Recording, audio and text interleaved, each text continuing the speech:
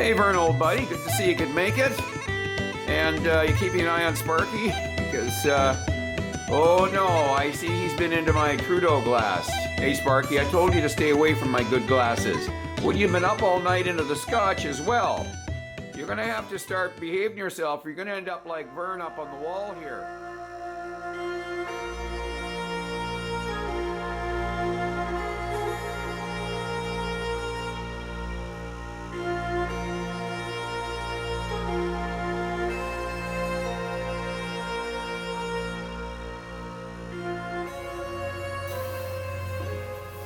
Well, folks, welcome to Noel's World of Whiskey.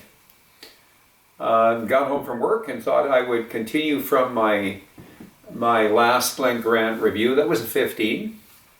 This is an 18. This is the one that we probably heard about before because it's been one of Jim Murray's top whiskeys for the last 5 years. It's been awarded Best Scotch Whisky of the year. I got to remember what year it is, 2017, 2018 or whatever. Second best Whiskey of the year, one of those years, 2018, 2019. It's been in the top 3 for the last 3, 4, 5 years. So it has some notoriety as being one of the top whiskeys made out of Scotland.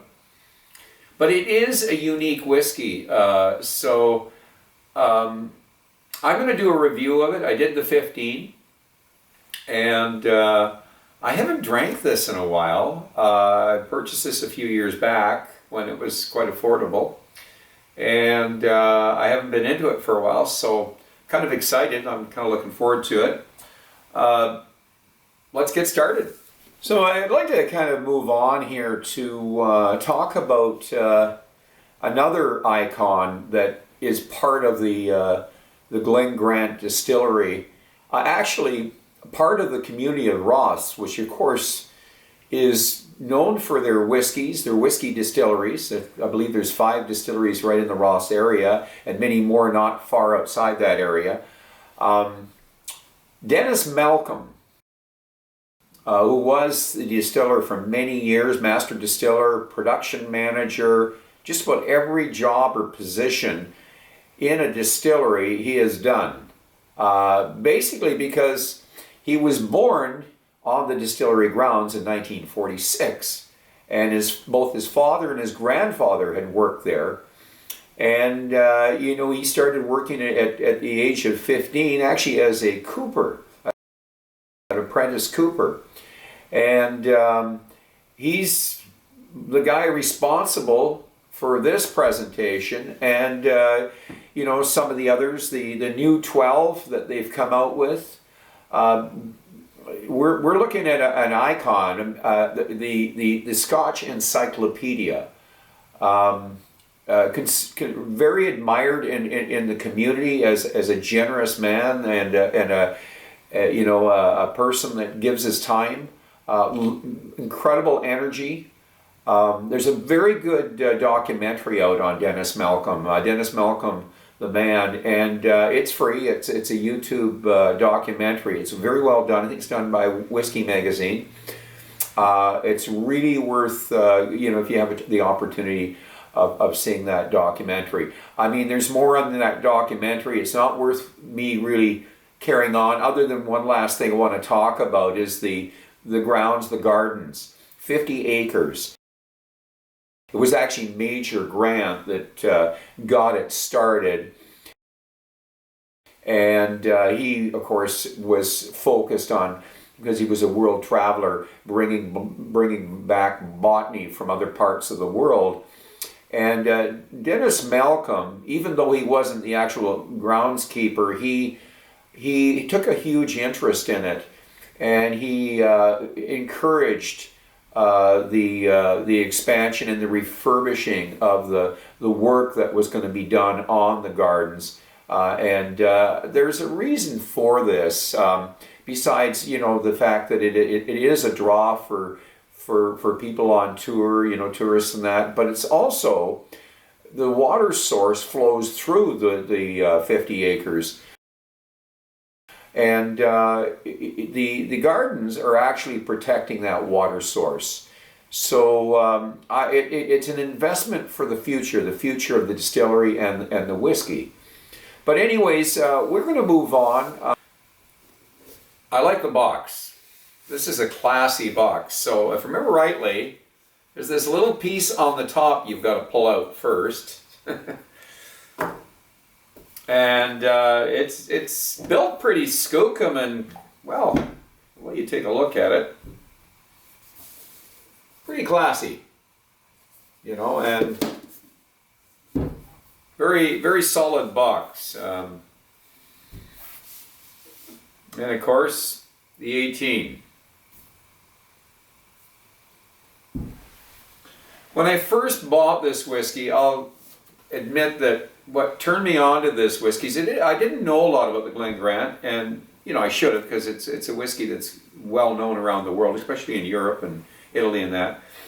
But I had been given Jim Murrays Bible, and I was given it for a couple of years there by my son. So maybe my daughter also gave me one, but this was at the top in his Bible, so I went and bought the whiskey. So that's some people say, well, that you're a follower, you're a bit of a lemming and all that, but hey, that's how you discover new whiskeys.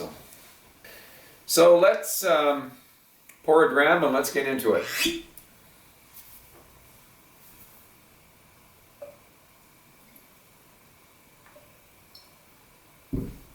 This is known as a light distillate. It's the shape of the stills, and of course the purifiers that were put on there by, I believe it was Major Grant, you know, back in the 1890s, the turn of the century and all that. He was an engineer, and he played around a lot with improving the quality of the distillate. So anyways, the nose.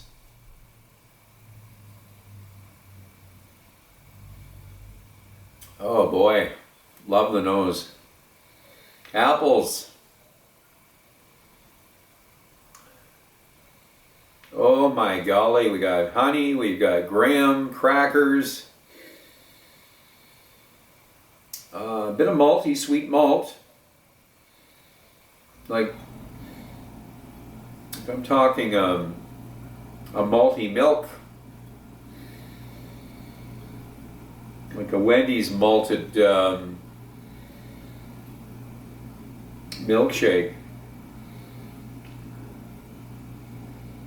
Yeah, the sweetness is there. But here comes the, we're going another direction now. We're getting into apple cider. Spicy apple cider, cinnamon. Kind of a crispy smell.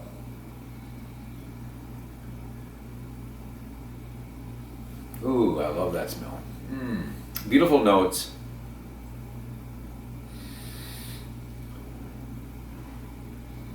Applesauce again. Maybe almond roca. And you know those chocolate bars I used to have when I was a kid? What were they called? Eatmores. You know, the peanut and the caramel with the chocolate, the cocoa, all mixed together. Sticky stuff, you get stuck in your teeth, eh? Not good for your teeth. But damn it, they were good.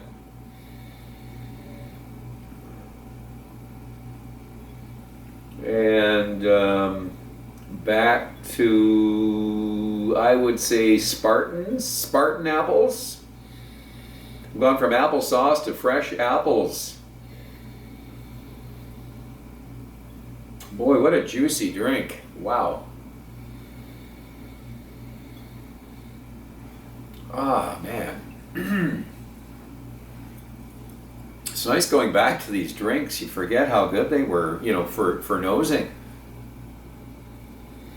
The nose on this, it's, you know, I did the 15, and the nose was strong on the 15, but this is a little different.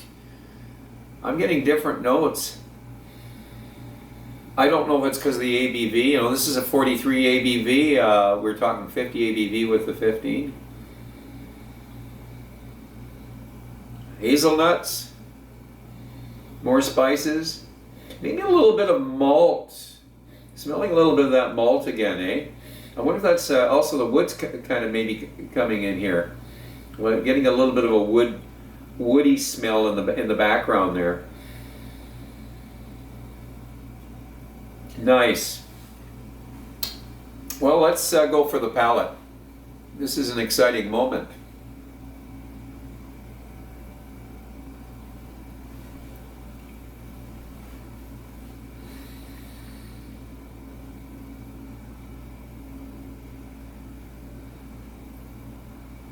Oh, wow. When I talked about the malted, the Wendy's malted milkshake, it's very creamy. It's complex. I know honey sounds pretty simple, but it's there. It's got honey, like I'm talking honey from the hive. You could maybe throw vanilla in, but the honey is what's dominant here. Fresh honey from the hive. Those those vanilla wafers, maybe that's what it is. The vanilla wafers, because they're kind of rich and they're kind of creamy. Almonds again. They're getting the almond roca. Caramel toffee. Macintosh's caramel toffee. We had that when we were kids too. I always remember these. I don't always use them in my tasting notes, but boy, it's there. The spice is coming in. Maybe cocoa. I'm getting some cocoa now. Butterscotch toffee with the cocoa. Wee bit of cinnamon. Darn it, I think bits of sort of like a coffee crisp, you know.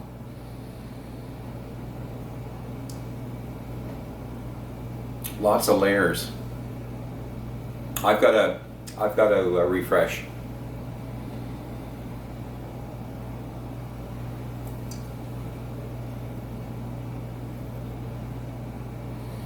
So we do have some nutty things going on, and that's kind of behind the graham crackers or the graham wafers. Something about the graham taste. I wonder if that's the malt, and yeah, it's probably the malt. And now we're getting the woody notes. They're nice though. I like the woody notes. They're very smooth. There's no bitterness to them. No stringency. Boy, I mean, I really like the 15, but this is going up a notch, I think.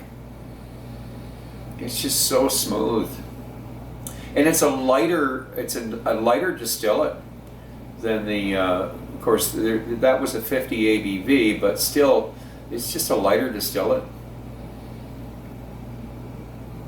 So, right at the tail end, yeah, I get a little bit of coffee. I'm getting, some baking spices, and a bit of the woodiness is coming through, but nothing overbearing, that's for sure. Let's go for the finish. Sláinte.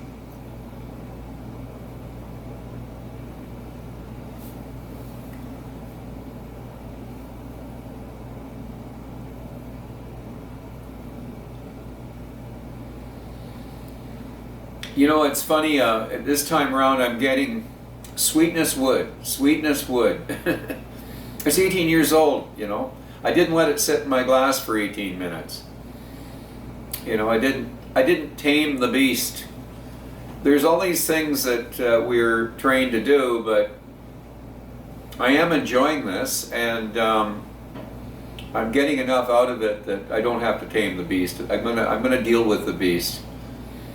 It is a very, very, I would say, a long 43 finish. We'll call it a medium finish, but it's a long 43 ABV. So what am I getting in the finish? I had a little bit of the maltiness in the beginning, maybe not quite as sweet, but still buttery. A little bit of the buttery toffee, not as sweet, but the wood is definitely there. The almonds, the hazelnuts. I would say the baking spices, and it is lingered on. Well, how long have I been talking? It's there. It's coating my tongue.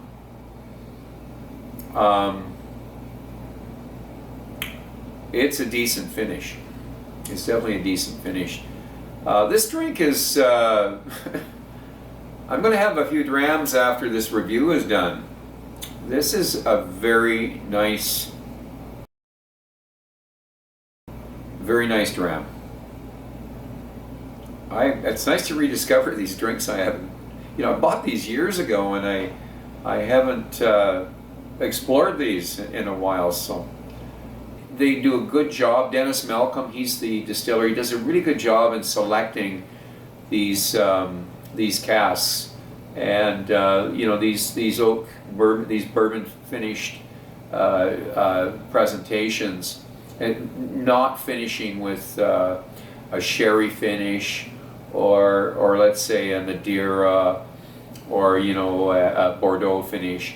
I really believe that you can do it with wood. I mean, he's proving it that you can do it with wood. So more of an old style traditional Scotch whiskey. So we're seeing so much sherry finishing today, and they're running out of sherry cask, so that's why they're going into the wine cask. They're really experimenting, cognac finish, you're getting muscatel finishes. So it's nice just to go back to an oak finish, whether it's the sweeter American white oaks with a bourbon finish, or whether you go into the European oaks.